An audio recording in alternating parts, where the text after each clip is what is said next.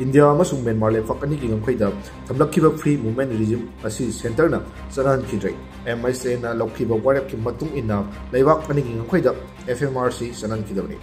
hiram asigi matang da phongdok laduna Union Home Minister Amit Shah hai India amasung Myanmar leibak anigi ngamkhei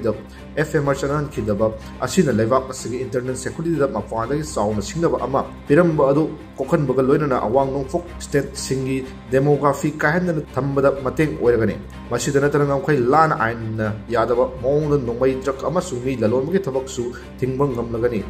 MIC na FMR chatnahankhidre adugi matangda thakatwa phongdokladuna Manipur gi Chief Minister N Biren Singhana hai Manipur yauna awang nongpok state singda illegal immigrants singi azowa issue leiriba si kohanbada FMR chatnahankhidre asina sauna mateng ohelagani loinana leifak asigi internal security da hena fagalagani masida natana Indo Myanmar ngkhaida kilometer tisingamaga satukani fuga humdoi sangba saman khanaba warep lokhiba asina ain kaina ngamkhei lanun thabak tawba sing laksinbang ngamhallagani aina Chief Minister N Biren makatagi panbe Indo Myanmar ngkhaida nakal animakta yoi amana kilometer 13 kaigumba document yaudbasu